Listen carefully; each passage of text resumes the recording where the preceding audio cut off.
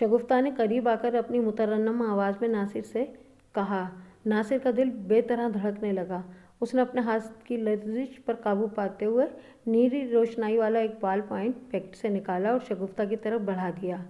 दिल मुस्तरबाना अंदाज में धड़क रहा था और वो यकटुक शगुफ्ता का चेहरा तके जा रहा था, जबकि शगुफ्ता अपने छोटे से पर्स में से पैसे निकाल रही थी।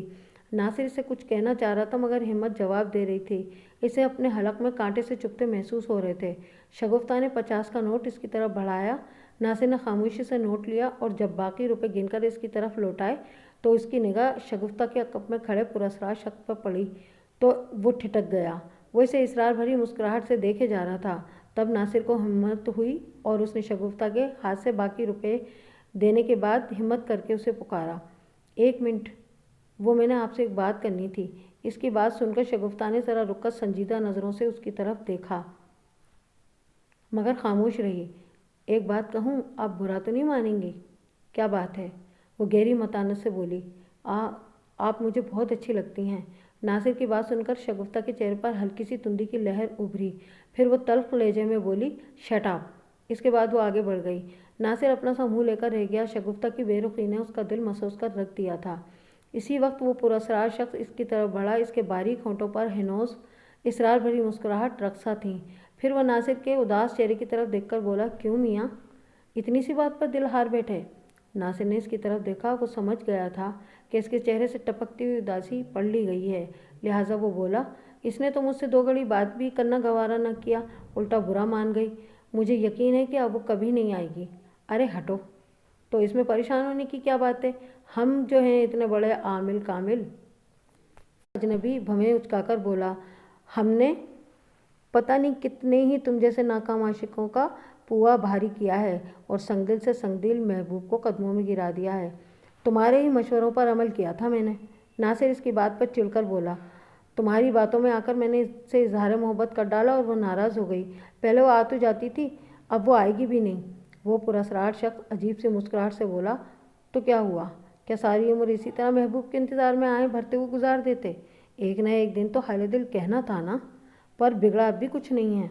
नासिर को उसकी बात सुनकर कुछ हौसला हुआ और वो उम्मीद भरे लहजे में से मुतसफ़िर हुआ।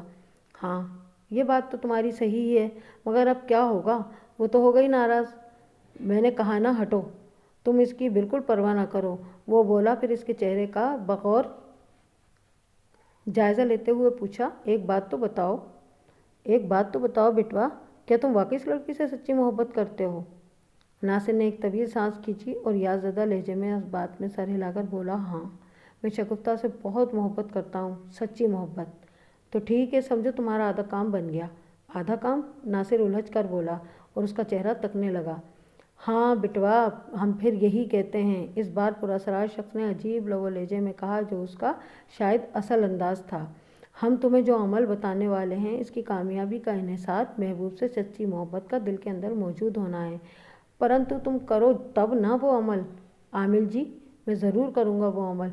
मुझे अगर शगुफ्ता को हासिल करने के लिए आग के दरिया में भी छलांग लगानी पड़ी तो मैं कूद पड़ूंगा। मुझे बताओ वो अमल आमिल जी। नासिर बच्चों की तरह खुश होकर बोला। वो आमिल इसरार भरी मुस्कुराहट से बोला, मेरा नाम रंगामती है। तुम ऐसा करो, किसी वक्त मेरे घर आ जाओ। पीर पाड़े में मेरा घर है, वहाँ मुझे कोई ज़्यादा जानता नहीं है, इसलिए किसी से मेरा पता पूछना बेकार ही साबित होगा।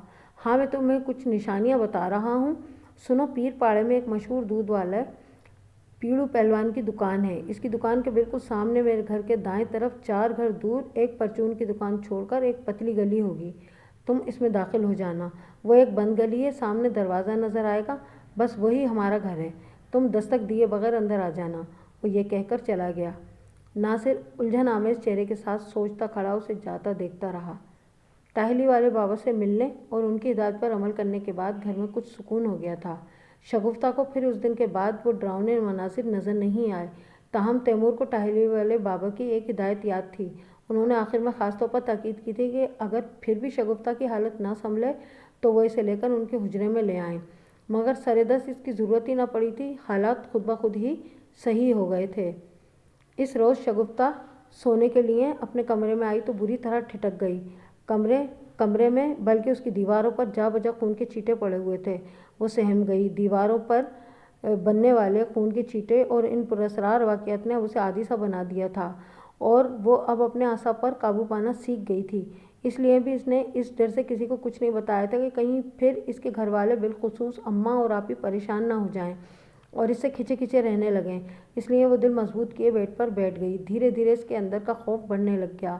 وہ حیرت و خوف سے آنکھیں پھاڑے کمرے کی دیواروں پر لگے خون کے چھینٹوں کو دیکھنے لگی۔ پھر اس پر لرزہ سا طاری ہونے لگا۔ اس سے پہلے کہ اس پہ دورہ پڑتا وہ جلدی سے اٹھ کر کمرے سے باہر آ گئی۔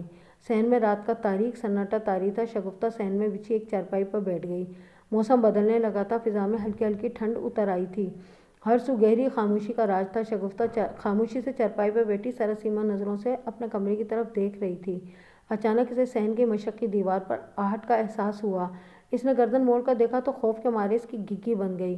کسی خونخوار جانور کے اگلے دو پنجوں سے مشابہ چیز، تیز نوکیلے اور بڑے بڑے ہاتھ دیوار کی منڈے پر پکڑے ہوئے تھے، بالکل اسی طرح جیسے کوئی دوسری طرف سے اندر دیوار کے ہاتھ کے سہارے اٹھ رہا ہو۔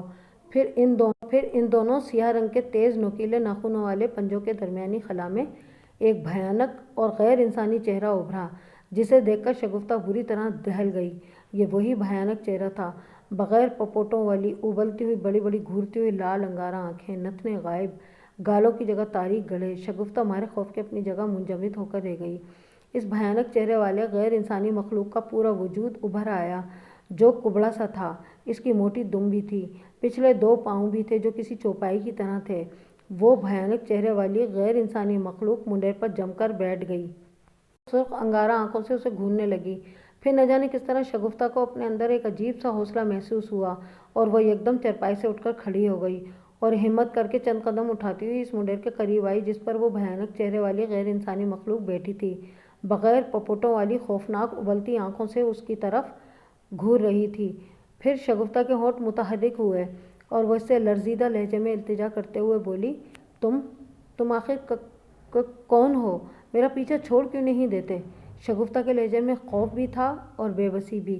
منڈیر سے چپکی ہوئی اس بھیانک چہرے والی شیطانی مخلوق نے اپنے سرخ دو شاخہ زبان کو باہر لپاتے اور ایک تیز خراٹے دار آواز نکالی۔ پھر غرانے کے انداز میں بولی، شگو رانی، میرا بس چلے تو تیرے سارے گھر والوں کو موت کے گھاٹ اتار دوں، لیکن ابھی میری شکتی کو وہ دوام حاصل نہیں ہوا۔ بہت جلد میں تم سب کو ہلاک کر دوں گا، بہت جلد۔ لیکن تم آخر ہو کون اور ہمارے کیوں دشمن بن گئے ہو؟ شگفتہ نے اسے انسانوں کی طرح بولتے دیکھا تو ہمت کر کے پوچھ لیا، میں تمہارے خاندان کا ازلی دشمن ہوں۔ میں تمہاری آنے والی نسلوں کو بھی نہیں بخشوں گا، بس تھوڑا انتظار اور۔ تمہاری آنے والی نسلوں کو بھی نہیں بخشوں گا، بس تھوڑا انتظار اور۔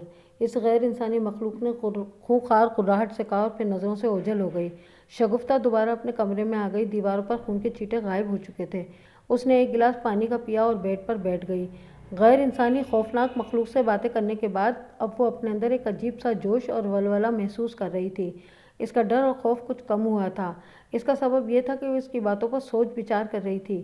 حقیقت یہ تھی کہ وہ اس پراسرار خوفناک چکر سے تنگ آ چکی تھی جس نے اس کے اندر خود بخود ایک بے خوفی کو جنم دیا تھا۔ شگفتہ نے جب اس بھیانک چہرے والی مخلوق کی اس بات پر غور کیا کہ ابھی اسے وہ طاقت شکتی حاصل نہیں ہوئی جس سے وہ اسے اس کے گھر والوں کو نقصان پہنچانے کی کوشش کرتی، تو اس کا صاف مطلب یہ تھا کہ وہ شیطانی مخلوق محض ڈراؤنے مناظر دکھا دکھا کر اسے دہشت زدہ کرنا چاہتی تھی۔ بہرحال اس سے اس کے خوفناک عزائم کا اندازہ ہوتا تھا کہ بہت جلد وہ اسے طاقت حاصل کرنے والی تھی جس کے بعد وہ یقیناً سب کو ہلاک کر ڈالتی۔ یہی وہ بات تھی جس نے اسے انتہائی پرتشویش اور متفکر کر دیا تھا۔ شگفتہ کو اب اپنی نہیں بلکہ اپنے گھر والوں کی فکر ستانے لگی تھی۔ اس بات کے سے پورا یقین ہو چکا تھا کہ یہ سب اس کا وہم، یہ اس کے تخیل کی کارستانی نہیں تھی۔ اس گھر میں ایک شیطانی بلا اپنے آسیبی پنجے گاڑ چکی تھی، ایک خوفناک اور شیطانی چکر شروع ہو چکا تھا اور اس کے ساتھ ایک ناقابل یقین کہانی کا آغاز ہو چکا تھا، ایک ایسی خوفناک اور محیر العقول کہانی جس کا وہ خود ایک کردار بن چکی تھی، جس کی کوئی سائنسی توجیہ نہ تھی، اور یہ ناقابل یقین اور ماورائے عقل تھا۔ شگفتہ کے ذہن نے اب ایک نئی کروٹ لی۔ وہ اپنا خوف بھلا کر ایک نئی سوچ میں مستغرق ہو گئی تھی، ایسی سوچ جس سے اس آسیبی اور شیطانی چکر کا تدارک ہو۔ شگفتہ کی ایک رازدار اور قریبی سہیلی کاشفہ تھی، اور تو کوئی بھی اس کی بات پر یقین نہ کرتا، مگر شگفتہ کو پوری امید تھی کہ کاشفہ نہ صرف اس کی باتوں پر پورا یقین کرے گی بلکہ اسے کوئی اچھا اور صائب مشورہ بھی ضرور دے گی۔ اس کا گھر قریب ہی تھا، مگر اسے چونکہ اکیلے کہیں آنے جانے کی اجازت نہ تھی، اس لیے وہ اپنے بھائی ساجد کے ساتھ اپنی اس قریب ترین اور عزیز ترین سہیلی کے گھر جا پہنچی۔ اس نے کاشفا سے ساری